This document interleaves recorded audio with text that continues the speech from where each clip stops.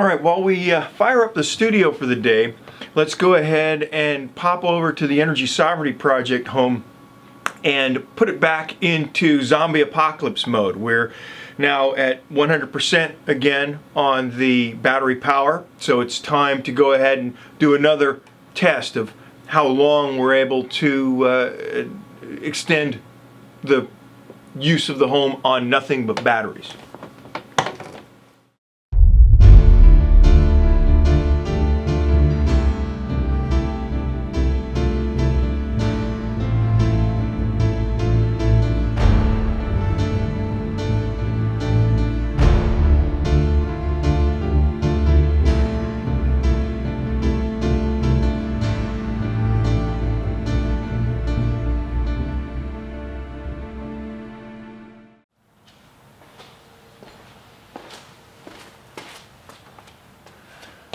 So here we are again at the end of that total solar day that I was telling you about, that main decision point. I'll pull up a screenshot here. We're going to show these two screenshots. This one shows from the end of production yesterday, and this showing from the end of production today. I'll go ahead and link those two together here, give you a second so you can see that. And so that's the point, that's our decision point. Well, we hit 100% charge in the batteries right near the end of our total solar day today. So we're going to go ahead and put the system back in zombie apocalypse mode now that we know that the issues that we were having before with the SolarEdge inverter were actually caused by a low temperature in the Powerwall 2 batteries. So now what we're going to go ahead and do is we'll go ahead and switch the grid off, re-enter that mode where we're running the home off of nothing but batteries. And again, let's see how long we can run on nothing but batteries.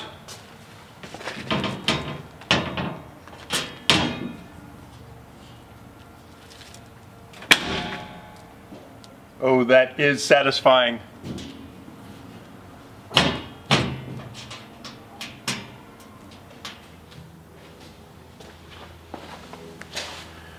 All right, well, let's give a couple of updates on what's going on here. So as you saw, we went into our zombie apocalypse mode. We shut the grid off completely, so now the home is running off nothing but the batteries. I took a look inside, and there's nothing noticed the power outage. So the switching speed of the Gateway and the Powerwall 2's fantastic. There aren't any blinking clocks or any of that thing going on. The home didn't even notice the power outage. So just a great job. Let's go ahead and put that in the laudable category as far as how the Powerwall 2 and the existing Gateway handled that switchover. That was just fantastic. Now, so I redid I rebooted the inverter, the SolarEdge inverter, and we're still getting that 65.9 hertz thrown up. So the system has actually shut down solar. Now, the thing to remember though is we had a subscriber ask before, what does the system do when it's off grid and the batteries are at 100%? Well, my thought is that's what it does, because not 2 hours ago, we were charging the whole system at 3 kilowatts. And so I'm thinking that must have gotten enough heat into the system that it was able to raise the internal temperature from this morning. Also, here, we'll put a screenshot up here. We're sitting at 57 degrees, and so it's plenty warm. So that shouldn't be an issue. So as that subscriber had asked, I think that's the answer to your question. I think that's exactly what it does, is it uses the frequency generator to basically kick the inverter offline. So there you have it. And now what we'll do is we're going to go ahead and watch to see what happens in the morning, to see whether or not the overnight temperatures drop us down to the point where it won't accept a solar charge. And one of the things that I might do tonight, just because I might actually insulate the batteries. I got some shipping blankets, and I may wind up rolling one up and sticking it between the wall and the battery, and then possibly even laying one rolled up on top of the Powerwalls. But I think what I'll do is I think I'll go ahead and see what happens tomorrow morning, and then if it operates fine, probably not needed. And if it winds up giving us that same cold temperature cutout, then maybe we'll go ahead and insulate it and see if we can get it to survive the next few days. Next few days is supposed to be cloudy, rainy. It was supposed to be cloudy and rainy today, but things kind of cleared up. We actually got some decent solar production today. I need to log it. It looks like it's going to be about 24 kilowatt hours, something somewhere around that number. But yeah. Here we go. Let's try it again. See how many days we can run.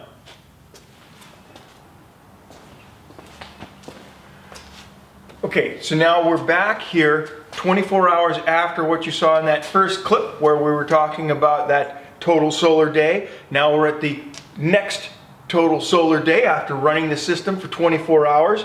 And put up a screenshot here. The system is now sitting at 97%.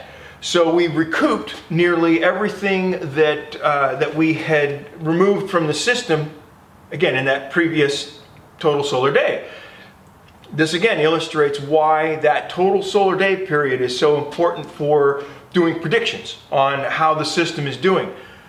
It also shows us that we are really close to that breakover point where the weather warms up enough, you're not using the heater as much, and now we've gotten to that point where the home usage is starting to drop below that 30 kilowatt hour a day use that we had based our annual average on. There were basically 2 times a year where we dump quite a bit below that, and that is obviously this time here where we're starting to warm up towards spring.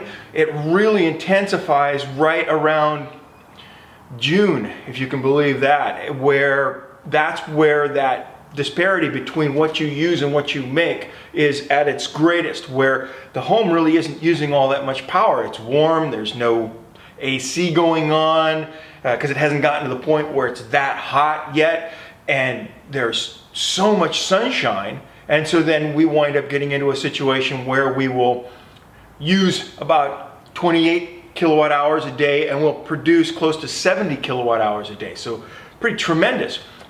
So AJ Montes, one of our subscribers, and I had been having a conversation in a thread where we were discussing at what point you get to that point where the system pays for itself. At what point does it make sense to have done all of this?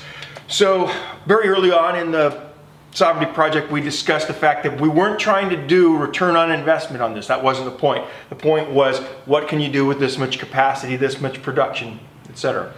So aside from the discussion of how long in years it'll take to pay for itself, what AJ was interested in is, at what time in the year does any of this even make sense, right? And he got me thinking. And so initially I had thought, oh, well, this is what we're looking at when you get to that balance point, right? Well, we'd actually had a conversation about not just the solar, the batteries, but the car. And day before yesterday, while I was driving on a little bit longer day trip, it dawned on me that that's part of this whole payback thing. Where does this all make sense? And obviously it's going to vary depending on where you're at, how much you pay for gasoline, what your vehicles use on average. But I came up with that it was going to be approximately a 24 mile per gallon equivalent. That I think puts it right in the mid-range. A lot of minivans kind of get that gas mileage. Certainly the Model S, being a 4-door vehicle, you're looking at right around that 20 to 24 mile per gallon rating on a car that size and such. So that 24 miles per gallon, that would be fair. Well, let's go ahead and head back to the studio And we'll crunch some of those numbers, and then we'll do it in such a way so that all of you viewing this can then take a look at what you paid for your utility bill and what you pay a month for gasoline. How many miles do you drive? And so let's go ahead and take a look at those those numbers and have some fun with them.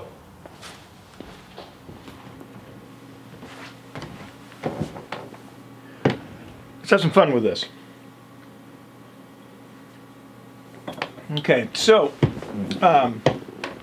as you saw from the previous setup there, we're back into emergency backup mode where the grid is turned off totally, and we're in that backup mode where the home is running simply off of batteries. The previous couple of days we've been seeing, on a sunny day, we're able to recoup fully what the home has been using, and that's already here in mid-January, so that's good.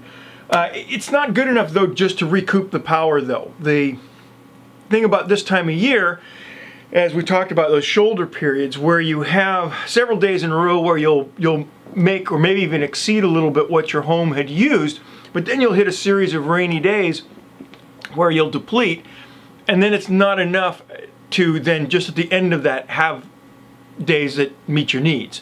You're not really banking any power into the battery by doing that. That would have worked fine if the system would have been able to charge off of the grid as originally intended, and at that point we were planning on charging up fully, running as long as we could, charging up fully, running as long as we could, and then recording those days. So we're into something that's a little bit different now. But one of our subscribers may have come up with an alternative, and that was Mr. Montes. We have a couple of rainy days coming up. Basically, this entire week is going to be a lot of rain and some high winds probably. So obviously, like I said, we're not at that point yet where we're exceeding our needs. I think that in order to actually get to a point where the system would be sustainable, at this time of year we'd need to see something in the mid to high 30s, I think, as far as production in kilowatt hours per day. We're just not quite there yet. Maybe early February? We'll see. But what if we weren't trying to power the house? And that's what Mr. Montes and I were kind of beating around the last few days. What if we look at it in terms instead of how many miles could we drive if we had banked that power to do nothing but drive with it, all right? Put it in the batteries, you come home at night, you transfer what you need, or all of it, depending on what the losses are in the car. Model S and X suffer what are called vampire losses. There's a lot of housekeeping that goes on with those vehicles, especially in cold weather. They're trying to keep the battery pack warm, that kind of a thing. And so the Tesla batteries, especially when they're in backup mode, they don't tend to lose a lot of power. Now, granted, we only have the percentage to go by. I don't have a way of setting it for a kilowatt hour assumption or a mile assumption like we can do with the cars. So I'm a little bit in the dark there, but the main thing to take home there is that the batteries, I don't think, lose quite as much through vampire losses as the car and trying to keep itself running. So it might be more advantageous to keep it in the battery longer before you transfer it over. But currently we have over 80 kilowatt hours stored in the battery. It's a little down now, probably more in the 60 range, because we've been running the home for a couple of days now on nothing but grid power. We got one day of replenishment, and then some. Today kind of chewed us down a little bit. Very, very rainy today. Very overcast today.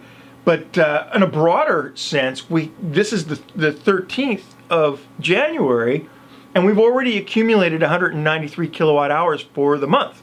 So instead of banking that and trying to run the house off of it, what would have happened if we had run the vehicle on it? So let's kind of take a look at that. So I've got a bill from the house from last December, and it shows that the power bill for last December was $162.02.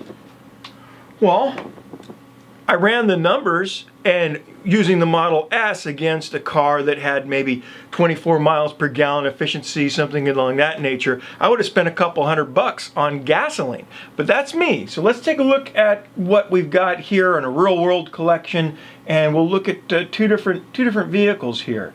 So what we're doing now is we're playing the cost savings not against what you would pay to power your home, but on what you'd pay in fuel costs to drive on. The math involved is pretty straightforward. So first we take the amount of power we generated. So in this case we'll use that 194 kilowatt hour number from the 13th of January, and we divide that by 30 kilowatt hours. Now 30 kilowatt hours is approximately what a Model S will take to go 100 miles, right? And so then what we do is we divide the 194 kilowatt hours by 30, and that gives us how many blocks of 100 miles we can fit in that power range, and it comes out to 6.4. So then it's just simple math. We multiply that, and so for 194 kilowatt hours, we could have gone 640 miles. Pretty basic. So let me pull this up here. So that's what we got there.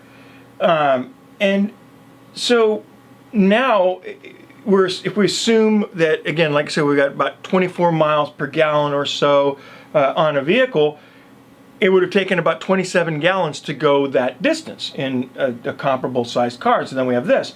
And so now what we've got is a simple equation that you all can use to try and figure out, well, you know, how big is my car? How many miles do I use, right? How much power would I have had to have banked in order for my fuel savings to match what I'm using or what I'm accumulating in power? So just thought that was kind of an interesting experiment, you know. And so then if we go ahead and we plug in some different numbers. So in the case of AJ Montes, he drives a Chevy Cruze, and so his car is closer to size and efficiency to a Model 3. So the Model 3 gets about 270 watt hours to the mile, or 27 kilowatts per 100 miles. So when we redo the math there, we get this. So now he would have driven 718 miles, but his car's way more efficient. He's reporting that he's getting 39 miles to the gallon. Wow. So in his case, that comes out to only 18 gallons to go that same distance. Additionally, he's only paying $2 a gallon for gas where he is, because he's not in strange California where we pay for boutique gas. So that gives us a little bit different type of a scenario. So now here at the 13th, he would have only been into it for about 36 bucks, right? 72 if you kind of extrapolate that for all of January. And so as you can see, this is going to depend wildly on what it is you drive, how far you drive, as far as whether any of this would make sense over and above powering your house. So then the other thing to look at is what we discussed before, is that number is really only part of the story. We also have to look at this. So this is, again, that graph of where we are here in January. And in order to get full value out of it and consistent driving, you have to be able to have a battery pack for storage that's large enough to get you past those days where you're quite low in production. And so by this graph, just as kind of a off the cuff, I'm looking at it, and it's somewhere around between 14 and 15 kilowatt hours a day. With my vehicle, that would be roughly about 50 miles of free driving a day on what I could collect on sunlight if I decided just to pay my utility bill or look at it in those terms. And so that's the where January sits so far. And then, again, if you have a little bit more frugal of an electric vehicle, what you store will actually allow you to drive further. And I really do think that that's the kind of the best way of looking at it. Is it's not so much in these numbers, but it's in the ability to relieve ourselves from the yoke of being tied to what it is they're going to bother to charge for gasoline. So I think that that's very important. That's the whole point of energy sovereignty, that it makes it so that we control that's not controlled by some outside force.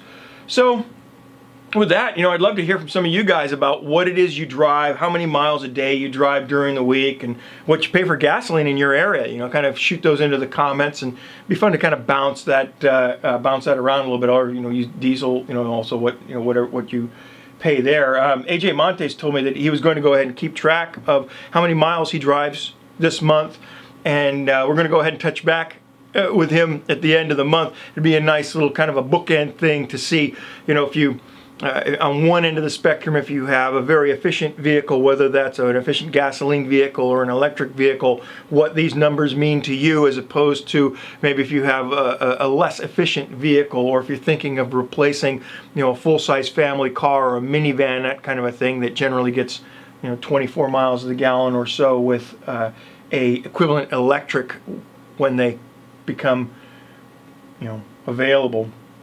I wouldn't say that the Model X is something that every family is going to be able to jump into. They're quite pricey, but again, there are going to be a lot of other competing options here very quickly. And so, yeah, like I said, his vehicle is a 2012 Chevy Cruze, so it's his vehicle is very efficient. It's been kind of cool to see how that plays out. But yeah, until then, I hope you've enjoyed this little exercise on looking at things maybe a little differently. Maybe that helps to answer some of those questions that folks had, as far as why would you even bother doing this?